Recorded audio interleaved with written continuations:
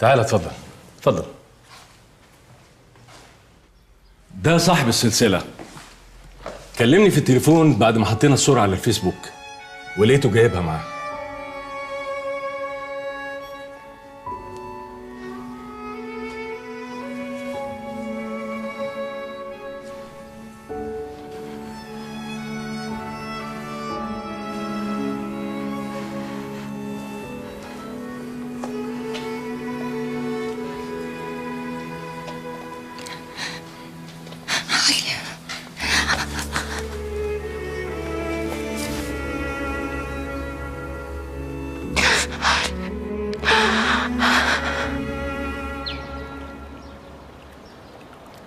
أنا استنيتك كتير قوي يا علي، بس كنت متأكدة إن أنا في يوم من الأيام هشوفك زي ما أنا شايفك قدامي دلوقتي.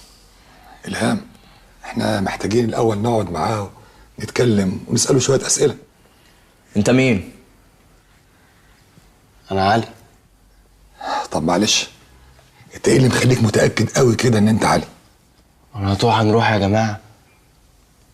أنا أول ما شفت الصورة على الفيس حسيت إن البني آدم ده أنا أعرفه، بس كمان الصورة يعني منغمشة شوية وصغيرة، أنا ما فهمتش ده مين بالظبط.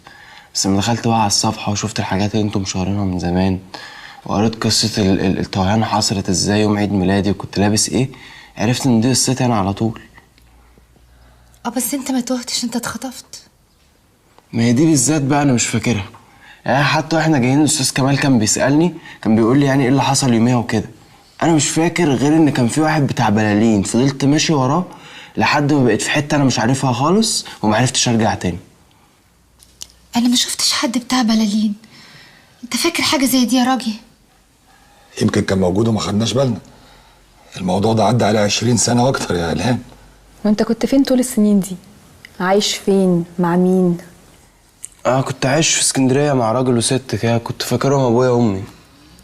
وأنت ما كنتش تعرف إن هما مش باباك ومامتك؟ لا، أنا هعرف منين حضرتك؟ يعني هم مطلعين لي بطاقة وشهادة ميلاد مع حضرتك، هم باسمهم يعني وكده.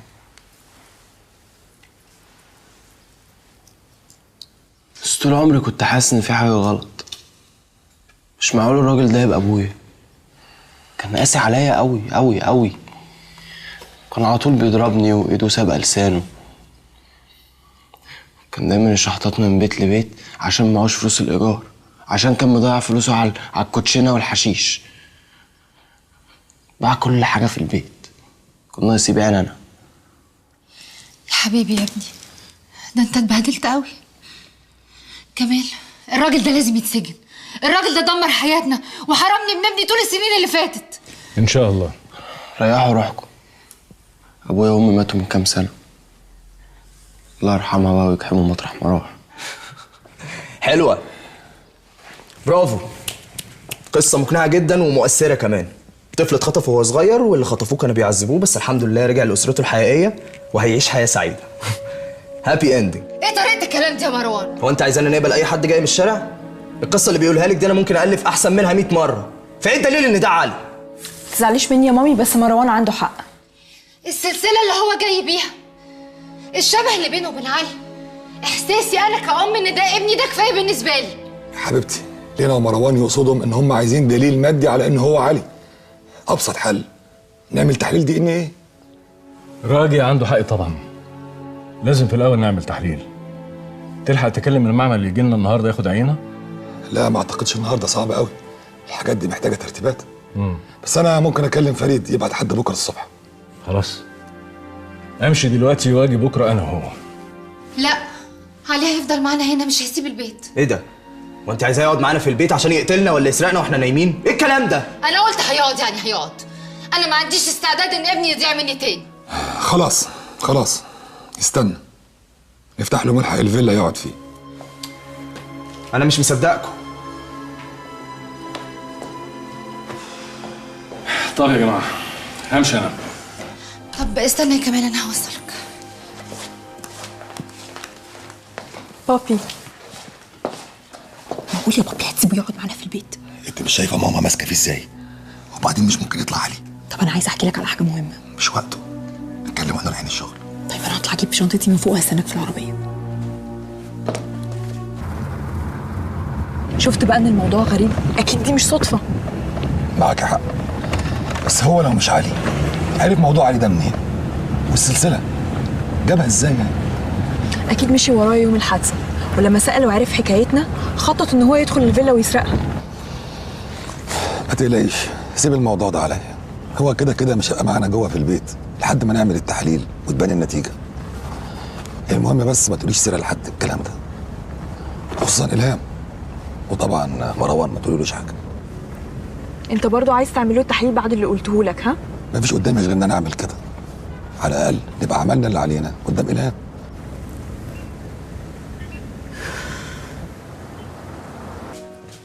اعملي شويه، دراعي وجعني. مش معقوله يا مروان، كل يوم كده. ده بابي لو عارف. قولي له. ده انت مش همك بقى.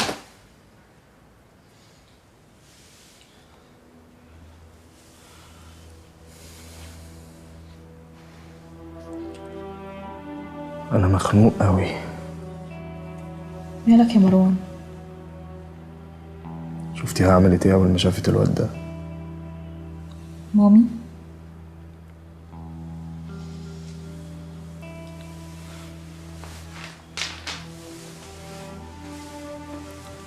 عمرها ما حضنتني ولا كانت ملوفة عليا زي ما عملت معايا، زي ما اكون مش ابنها. اعذرها يا مروان، احنا طول عمرنا قدام عينيها، اكيد هتقعد تفكر في اللي مش قدامها ومش جنبها. انا تعبت،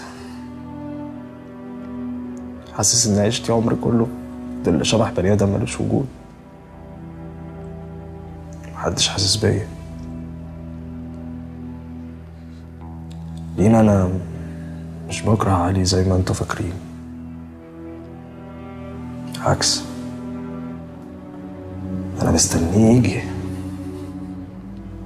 عشان لما يجي هيبقى اخويا مش شبح بيطاردني. انا كمان متلخبطه قوي، بس كل اللي اعرفه ان احنا ما ينفعش نبقى انانيين. مامي من حقها تفرح يا مروان. حتى انتي. عاوز انام.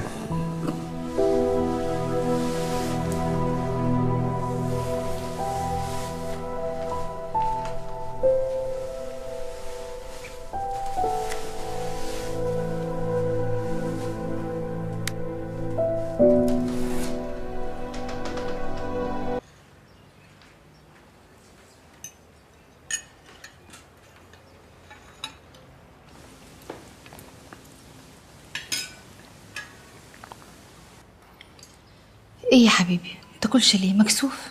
لا والله اكلت كتير. طب تحب اعمل لك حاجه مخصوصه؟ لا خالص. راجي بيبي بلغ حضرتك ان دكتور المعمل وصل. خليك يا حبيبي كمل اكلك، انا هقول لهم يستنوا شويه.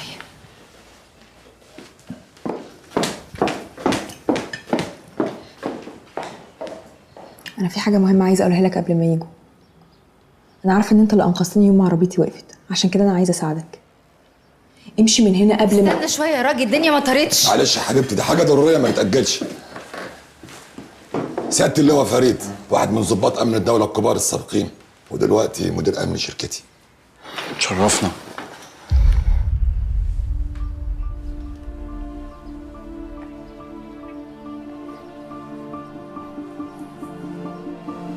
دكتور المعمل وصل.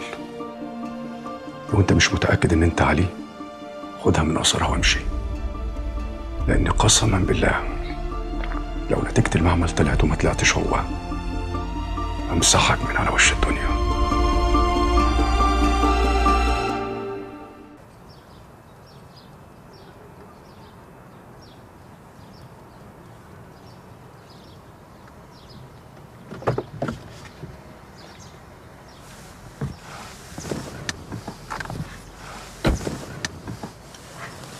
انا طلبت نبقى لوحدنا عشان عايزه اتكلم معاك بمنتهى الصراحه.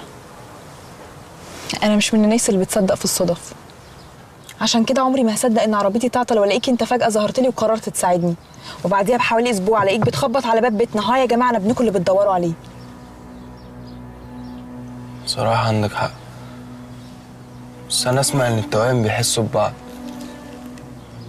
وأنا يعني ساعتها ممكن أبقى حسيت إن أنت في خطر فجيت لك وأنقذتك.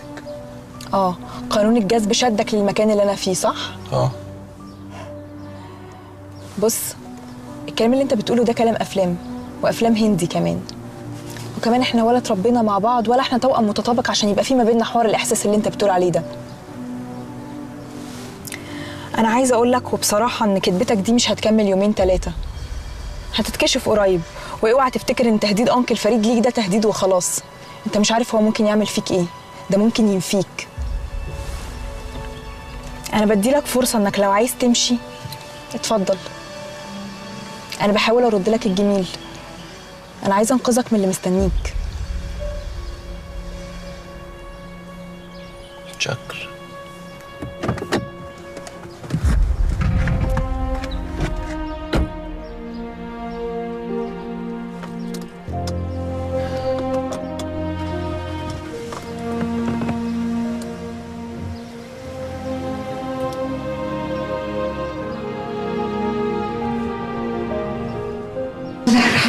ماما السلامة.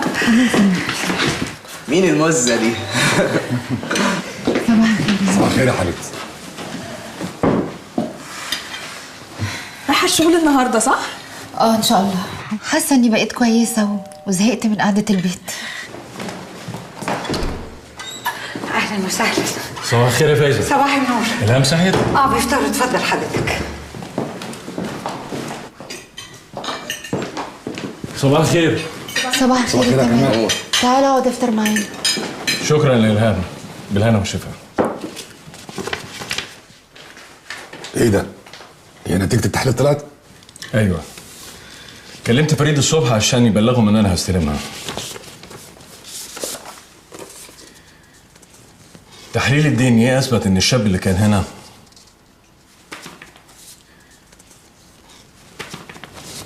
هو علي.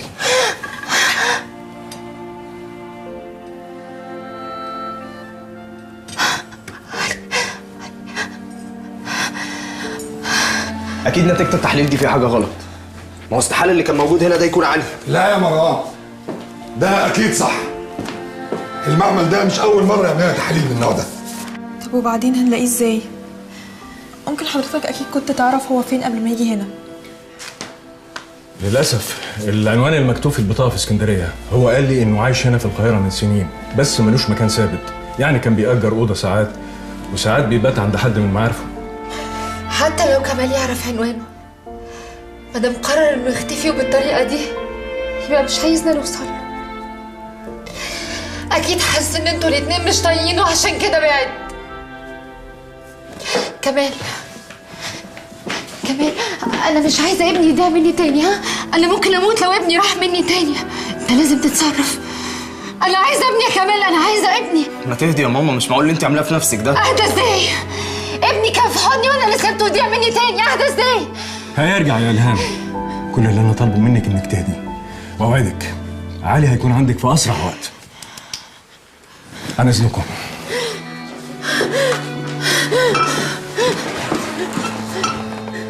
معقولة يا إلهام؟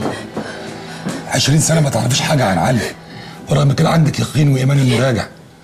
تفقد الأمل عشان غاب يومين. إلهام، ابننا راجع. وأنا اللي بقولها لك دلوقتي وكل إيمان ويقين والله، عشان أنا اللي هرجعه. أنا عايزك تروحي شغلك دلوقتي وتعيشي حياتك الطبيعية لحد ما أكلمك وأقول لك إن ابننا رجع.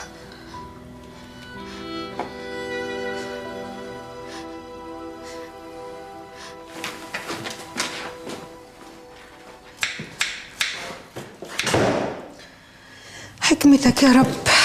بعد الست بعد ما شمت نفسها وقلنا خلاص ربنا عوض صبرها خير، نقوم نعيده تاني من الاول وكأنك يا ابو زيد ما غزيت. يا ده ما تحسسنيش بالذنب اكتر ما انا حاسه. يا حبيبتي انت معذوره، من حقك تشكي. مامتك نفسها لو كانت قابلته قبل ما يجي البيت وقال على نفسه انه علي كانت برضه هتشك. مش يمكن انا اللي كنت متضايقه منه بسبب اهتمامها الزياده بيه؟ الاهتمام اللي عمري ما حسيت بيه ولا انا ولا مروان. انا حتى ما اديتلوش فرصه ان نتيجه التحاليل تظهر، رحت وقلت له في وشه انه نصاب. انا وحشه قوي يا دادا. انا انا حرمتها من ابنها اللي طول عمرها عايشه بتدور عليه.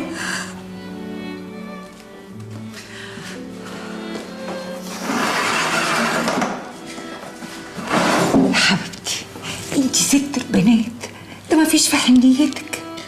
انا حتى مش هعرف اقول لك الكلام اللي انا قلته لك ده. نفسي تحس قد ايه انا بحبها. الام بتحس بضناها من غير ما يتكلم ولا يعبر ولا حتى يشرح. اذا كانت حست باللي بعد عنها 20 سنه فضلت متاكده انه هيرجع وحي، مش هتحس بيكي. والله العظيم بتحبك بس هي يا عيني اللي حظها قليل. انا كمان بحاول احس بحبها، لكن بسبب تصرفاتها ببعد. عارفه يا دادا، انا كتير كنت بتمنى ان انا اكون اتخطفت ولا تهت بدل علي. يمكن لما ارجع احس بحبها ليا ولو مره واحده في حياتي. الكلام ده كله من ورا قلبك. بكره الميه ترجع لمجاريها وتقولي فوز قالي. يلا يا لينا عشان نروح الشركه. طب ومامي احنا هنسيبها وهي في الحاله دي؟ ماما خلاص اقنعتها تروح السنتر. لازم نعيش حياتنا عادي بقى بدل ما نتعب من القلق والتفكير. يلا.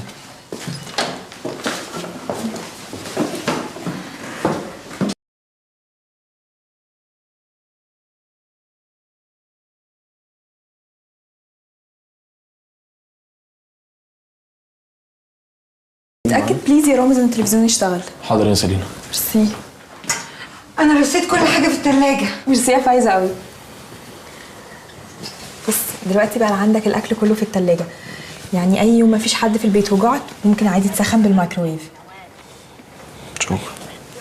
انت بتعرف تشغله صح؟ هو ايه ده؟ الميكروويف. مش متأكد والله. انا هعلمك. طب احنا تمام يا استاذه لينا، احنا خلصنا. ميرسي يا رامز. رامز بليز ودي ده بقى الجراج، التلفزيون القديم. ماشي حاضر. يلا بينا. هشيل معاك وده. لا ولا يهمك يا معلم. تعالي يا ليلى. انا كنت بس عايزه خالته، كنت عايزه اقول لها حاجه. تعالي اعرفك على علي اخويا. طبعا انت عارفه القصه. طبعا. ازاي؟ الحمد لله على سلامتك.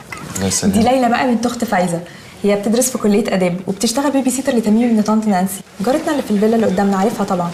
تهيألي انا خلصت. هتعوزي مني حاجه؟ ميرسي يا فوز، ربنا يخليكي. يلا يا ليلى. يلا مع السلامه. علي انا مش عايزاك تتضايق مني ان انا شكيت فيك اول مره جيت الفيلا، يعني حاول تسامحني. انا ما زعلتش منك اساسا عشان اسامحك. اي حد مكانك كان هيعمل كده واكتر كمان. طيب المراتب الناشفه جايه بكره عشان تبطل تنام على الكنبه لحد ما تقرر تبقى معانا في الفيلا بقى.